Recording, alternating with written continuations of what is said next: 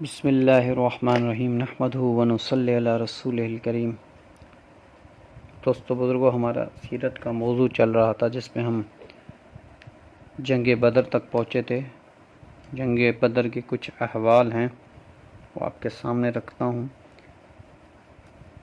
جنگ بدر میں جب جنگ لگی اور جنگ کے بعد نبی اکرم صلی اللہ علیہ وسلم کو فتح ہوئی، جنگ میں جب فتح ہوئی جنگ تو آپ نے عبداللہ بن رواحہ رضی اللہ تعالیٰ عنہ سے کو اپنی اونٹنی دے کے مدینے بھیجا کہ جاؤ تم اونٹنی پر مدینے جاؤ اور مدینے میں جا کے خوشخبری سناؤ کہ اللہ نے ہمیں بدر میں کامیابی دی ہے۔ تو عبداللہ بن رواحہ گئے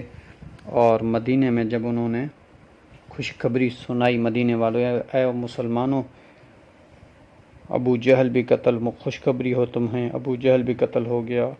عتبہ بھی ختم ہو گیا، شیبہ بھی قتل ہو گیا اور یہ فلاں فلاں سارے قتل ہو گئے۔ تو مدینے والے بڑے خوش ہوئے، اور یہودیوں نے جب یہ بات سنی تو یہودیوں کو بڑا برا لگا، اس لیے یہودیوں نے مدینے میں ایک بات پھیلا دی کہ آپ علیہ الصلوۃ والسلام قتل ہو گئے، نعوذ باللہ،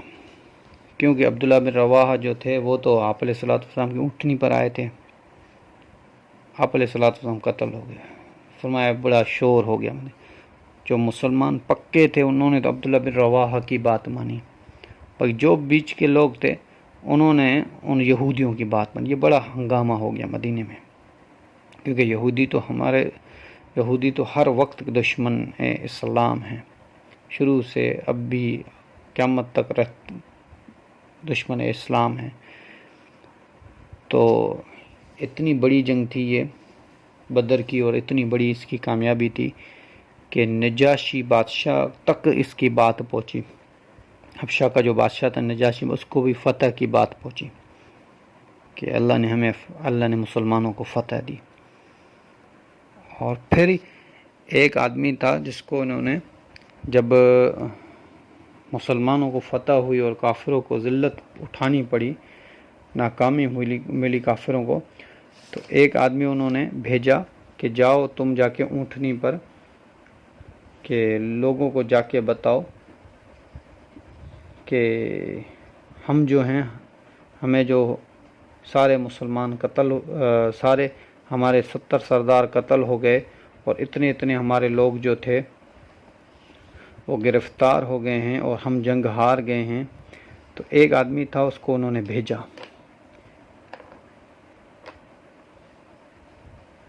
تو وہ مکہ جب پہنچا تو مکہ پہنچنے سے پہلے اس نے اپنے سر پہ مٹی ڈالی، پھر ایسے کر کے وہ مکہ میں اندر داخل ہو، جس کا میں پہلے بھی بتا چکا ہوں۔ تو اسی اثنا میں ابو لہب جو آپ علیہ الصلوۃ والسلام کے چاچا تھے اور آپ کے بڑے دشمن تھے، جس کی وجہ سے اللہ جل شانہ نے سورۃ اللہب بھی اتاری ہے قرآن میں، تو ان کو جب یہ پتہ چلا تو وہ اپنے گھر میں جا کے بیٹھ گئے، اور ان کو اتنا غم ہوا اس بات کہ ہمارے 70 سردار شہید قتل ہو گئے۔ تو کتابوں میں آتا ہے کہ اس کو ایک ایسی بیماری ہوئی اس غم کی وجہ سے کہ وہ ایک ہی ہفتے کے اندر مر گیا، اور اس کا سارا جسم جو تھا وہ پھٹ گیا، اتنی بدبو کہ کوئی اٹھانے کے لیے تیار نہیں تھا، اس کی بدن میں اتنی بدبو تھی۔ پھر لکڑیوں کے ذریعے اس کو اٹھا کے انہوں نے جا کے دفن کیا یا کچھ کیا، کیونکہ اللہ کے رسول کو انہوں نے کہا تھا نا کہ جو سورۃ اللہب میں آتا ہے۔ تو پھر اسی اثنا میں آپ علیہ الصلوۃ والسلام نے مشورہ کیا کہ کیا کیا جائے، ان کافروں کو کیا کیا جائے۔ تو سب نے مشورہ دیا، تو حضرت عمر نے مشورہ دیا کہ یا رسول اللہ، ان کو ہر کسی کو اپنے اپنے خاندان کے حوالے کیا جائے، تو یہ اپنے رشتہ دار کو قتل کے حضرت علی کے حوالے حضرت علی کا رشتہ دار کیا جائے، میرے حوالے میرا رشتہ دار کیا جائے، حضرت ابو بکر کے حوالے ابو بکر کا رشتہ دار کیا جائے، رشتہ دار دیا جائے، سب ایک دوسرے کو قتل کر دیں۔ تو نبی پاک صلی اللہ علیہ وسلم کو پھر آپ نے حضرت ابو بکر سے رائے پوچھی، تو حضرت ابو بکر نے کہا کہ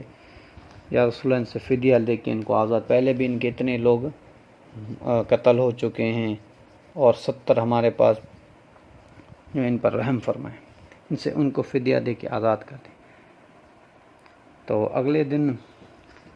تو فدیے کی بات تو آپ نے کر دی تھی کہ اگلے دن اللہ جل شانہ نے قرآن کی آیت نازل کی جس کا مفہوم یہ ہے کہ اے میرے حبیب، میں اگر آپ کے گناہ معاف نہ کر دیتا، پہلے خطائیں معاف نہ کر دیتا، تو آپ کو اس پہ ضرور پکڑ کرتا،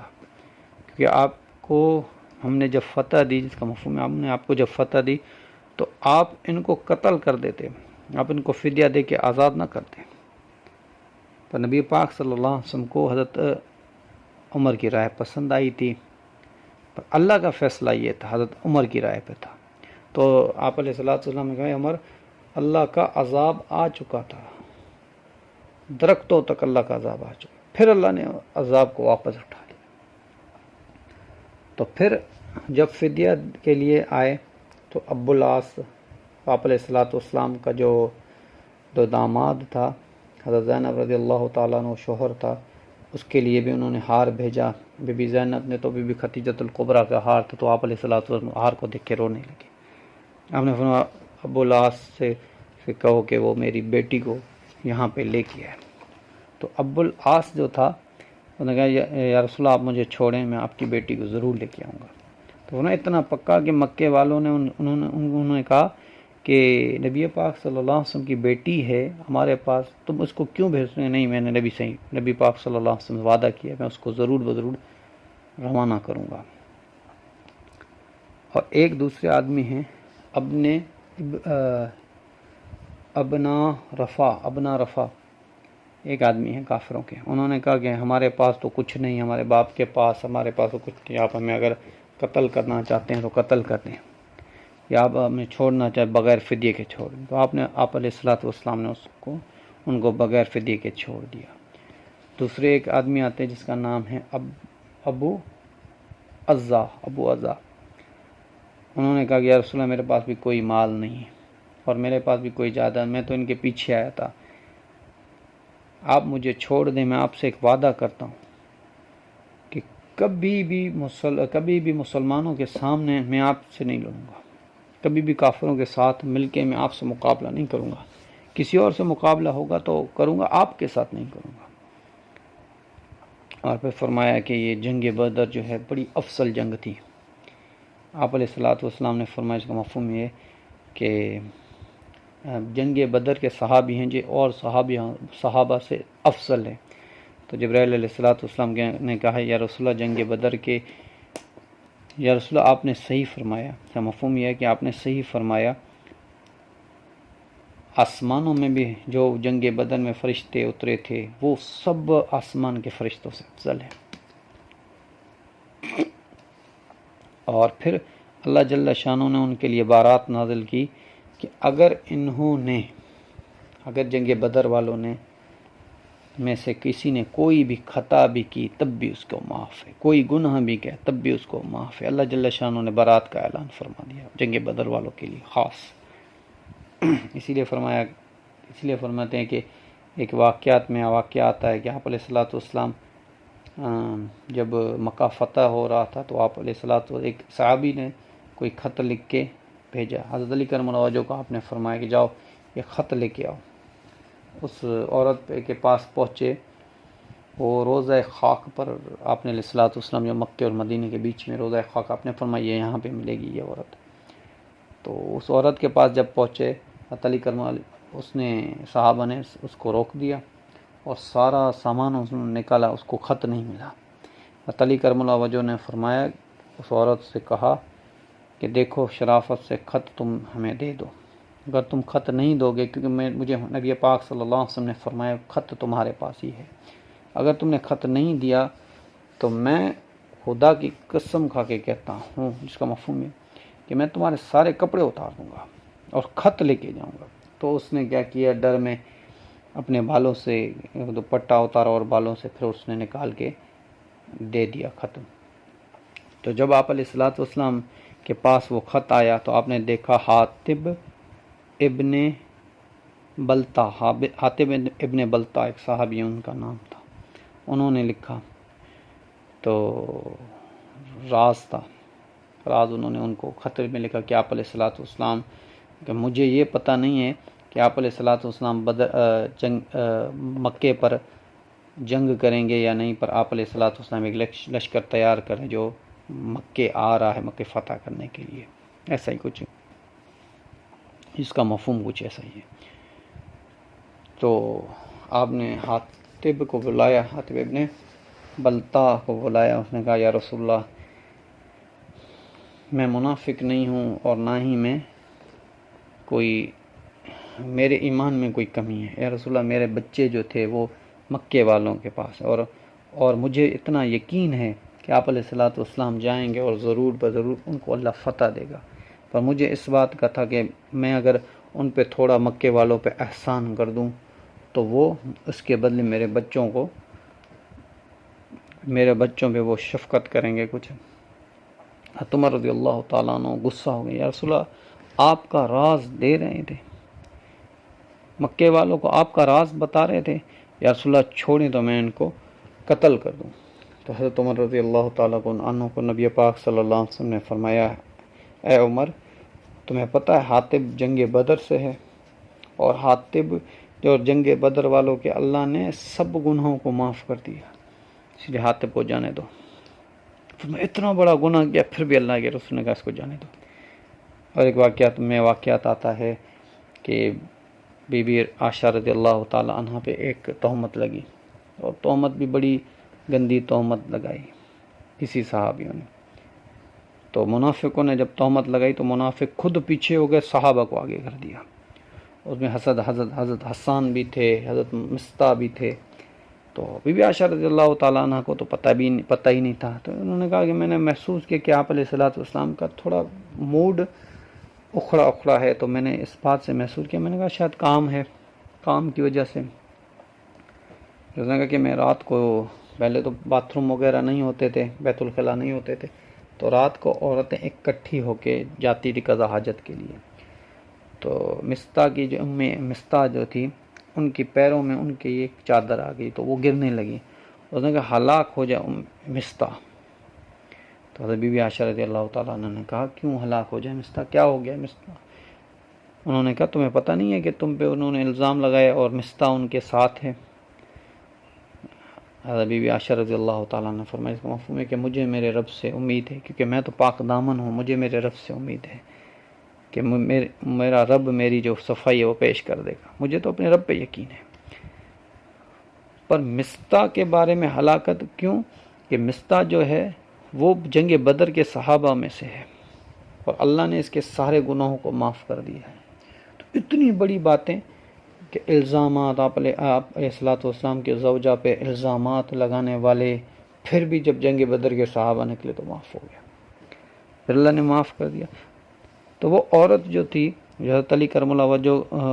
جو خط لے کے جا رہی تھی، وہ ایک طوائف تھی، اور وہ آئی تھی مدینے میں۔ آپ نے فرمایا تو فلاں طوائف ہے نا، یا رسول اللہ ہاں اب میں نے وہ کام چھوڑ دیا۔ آپ نے فرمایا کیوں؟ تو اس نے کہا کہ یا رسول اللہ آپ لوگوں نے سارے سرداروں کو تو قتل کر دیا، اب ہمارا گانا سننے کے لیے کوئی ہے ہی نہیں، اس لیے ہمیں بھیک مانگنی پڑ رہی ہے۔ اس طوائف نے وہ خط لے کے اور مکے لے کے جانے لگی۔ اس جنگ کے بعد اور ابو سفیان کو پھر سردار بنایا گیا، کیونکہ اس نے لشکر واپس لے کے آیا تھا۔ تو ابو سفیان کا ایک بیٹا تھا، وہ بھی وہاں پہ قید ہو گیا تھا۔ ابو سفیان نے کہا میں اپنے بیٹے کو ہرگز چھڑاؤں گا نہیں، تو مسلمانوں سے ہرگز فدیہ دے کے نہیں چھڑاؤں گا۔ تو پھر ایک مسلمان تھا، وہ عمرے کے لیے گیا، تو ابو سفیان نے اس کو پکڑ لیا۔ اس نے کہا کہ آپ علیہ الصلوۃ والسلام سے فرمایا کہ آپ میرے بیٹے کو چھوڑو، میں اس مسلمان کو چھوڑوں گا، اگر آپ چھوڑنے کے لیے تیار نہیں ہو تو میں اس مسلمان کو قتل کرتا ہوں، آپ وہاں پہ میرے بیٹے کو قتل کر دو۔ تو حضور اکرم صلی اللہ علیہ وسلم نے فرمایا کہ مفہوم یہ کہ آپ علیہ الصلوۃ والسلام نے فرمایا کہ اس کو چھوڑ دو، کیونکہ ہماری وجہ سے کسی مسلمان کی جان جائے تو اسی نے اس کو چھوڑ دو، اور بولو کہ ہمیں۔ اور ابو سفیان جو تھا جب سردار بنا تو اس کو اتنا وہ تھا، اس نے کہا کہ میں اس وقت تک غسل نہیں کروں گا جب نعوذ باللہ محمد صلی اللہ علیہ وسلم کو قتل نہ کر دوں. ابو سفیان نے یہ قسم کھا دی. پھر کیا ہوا کہ علماء اکرام کہتے ہیں کہ انہوں نے کہا کہ میں اپنی جس بیوی سے ہم بستری تو کروں گا پر غسل نہیں کروں گا. کچھ علماء فرماتے ہیں کہ یہ اس بارے میں ہے کہ اس نے قسم کھائی تھی کہ میں اپنے بیوی کے نزدیک بھی نہیں جاؤں گا، مطلب نزدیک بھی نہیں جاؤں گا غسل کے لیے، نزدیک بھی نہیں جاؤں گا بیوی. یہ بھی کہ مفہوم کچھ نکلتا ہے. پھر ابو سفیان نے کیا کیا کہ 200 آدمیاں ایسے لڑاکو اکٹھے کیے اور مدینے پر حملہ کرنے کے لیے نکلے. زندگی رہے گی تو بات چلتی رہے گی. وما علینا الا البلاغ.